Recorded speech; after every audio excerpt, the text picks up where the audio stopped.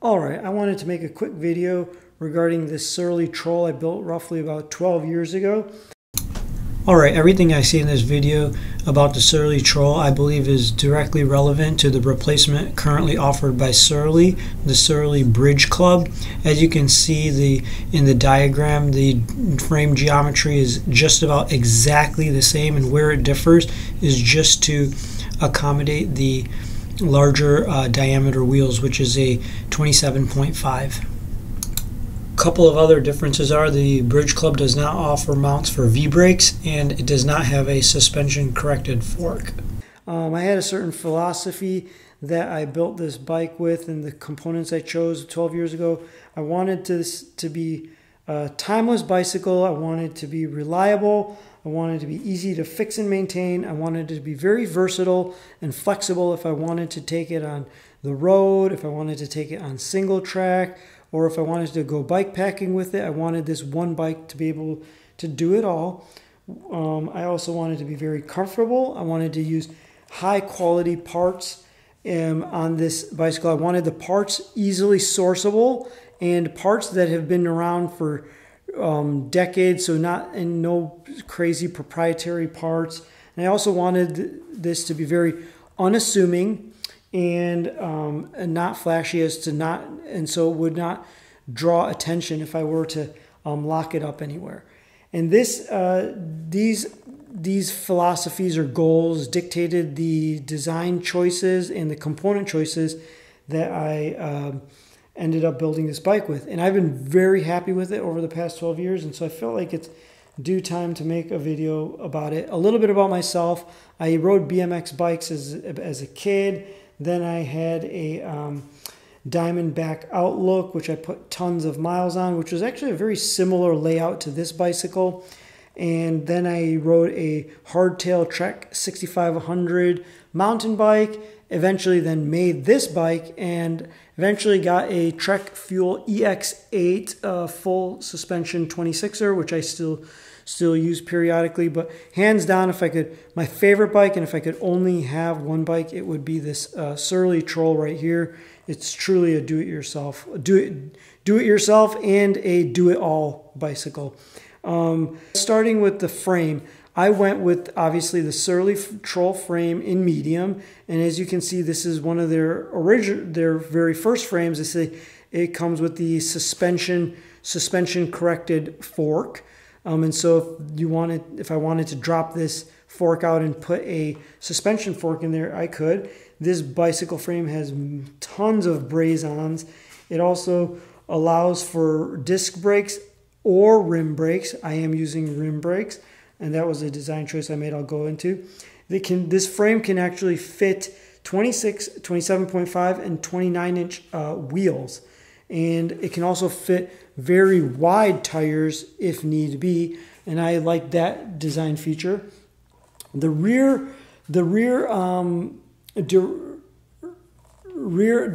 part of the frame has a very interesting dropout system. It could be used with single speed or roll-off hubs transmission, and I think that's very interesting. It has a 73 millimeter bottom bracket, and so it's technically a mountain bike size frame.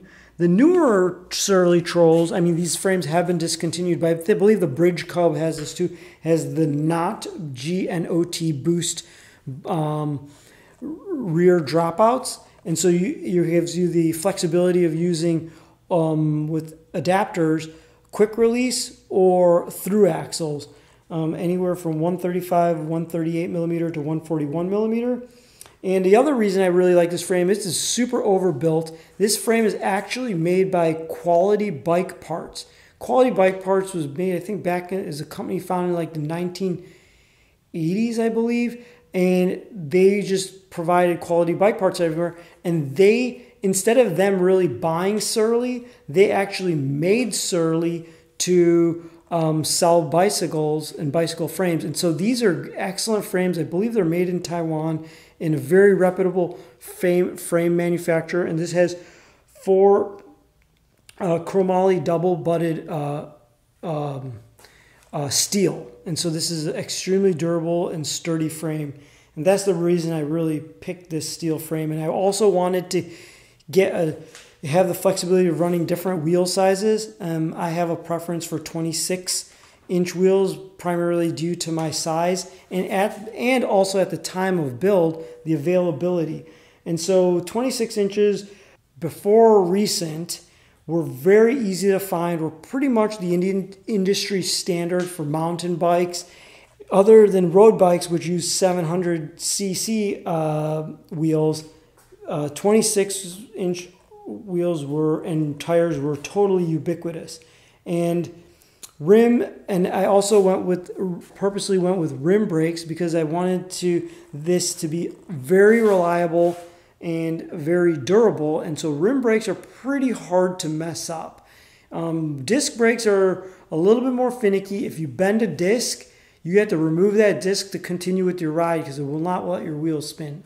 I've had a bent disc once before on my mountain bike, and yep, definitely finished my day then. And so if I'm using this as a bike packing bicycle, with my philosophy back then, I went ahead and I went with some rim brakes, and these have been fantastic, and they've also had great stopping power, and they've also been super worry-free. Adjustments can be made in the field with just a couple of tools, and they've been great. So moving on to the 26-inch wheels. If you notice down here, these are made in France Mavic 217 wheels with old school Chris King hubs without the disc brake mount. That was also deliberate. I'll get into that. But one thing, if you notice, these rims actually came with Presta valve holes. And if you notice, I've drilled them out for Schrader because Schrader, in my opinion, on a mountain bike or a general purpose bike is better than Presta. Schrader's used on industrial equipment. It's a very robust system, and it's pretty much ubiquitous. It's everywhere. It's on. Here we go. We can see it right here. It's on a vehicle too. On Walmart bikes, it's everywhere. And inner tubes should be easier to find in a Schrader form factor, and so that was the decision for drilling the rim out from the Presta to the Schrader size. All right, moving on to the hubs. As you can see here, this is actually a Chris King hub I got for a very good deal because at the time of this build, the industry was really moving towards disc brakes, and so all of these fantastic components for rim brake bicycles were extremely discounted. And so here you can see a Chris King hub. I actually do have a rear Chris King hub also, although I chose to not install that, and I went with a Dior XT, if we can get it to focus there, Dior XT hub, because I use this as more of a recreational bicycle, and that buzzing I just found annoying, the buzz. And I don't have any problems with the Chris King hub. Also, another thing about the buzzing sound, I felt like it attracts undue attention, and it just gets annoying on recreational bike rides. All right, now let's talk about the brakes. Here you see I have V brakes, and the reason I went with V brakes as opposed to disc brakes is because the V brakes are very reliable. They're very easy to adjust. They've been around in an industry standard for decades. They're lighter at the time. They're cheaper as well. They're less moving parts. They're easy to maintain. They're very robust. And if you have a bent disc brake, that pretty much ends your ride. Now, if you do notice, I did go with a Shimano Dior set of V brakes, and those at the time were definitely a little bit pricier than the other choices available on the market. And at the time, I didn't know if it was worth it or not, but in retrospect, I'm so glad I did, because after 12 years, I don't know if they use stainless steel or what metal they use, but nothing has rusted on any of the exposed components. And this bicycle has definitely seen the elements. Another thing I want to show is that in spite of I have not maintained these, or I haven't done anything to these since I first installed them, they still pull equally from both sides. One side is not gummed up compared to the other, and they're very streamlined and sleek. So if you can actually see in here, the adjustment is on the outside with no exposed springs, whereas on a more budget version of V-brakes, for example on this Trek FX2, if you see over here, these are Tektro. It's a little bit more crude, and if you also see, it's already like it needs to be adjusted, and this bicycle is only, I want to say 5 years old or so. I'm glad I did, and that's the reason I went with V-brakes. Okay, so now moving on to the headset.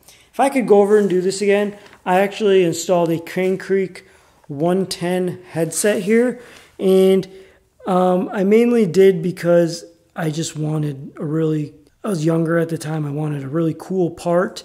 And I'm glad I did, but if I could go over and do it again, this is somewhere I would have probably saved some money and get one with a Crane Creek 40. So I have a Shimano Dior derailleur in the front as well as the back.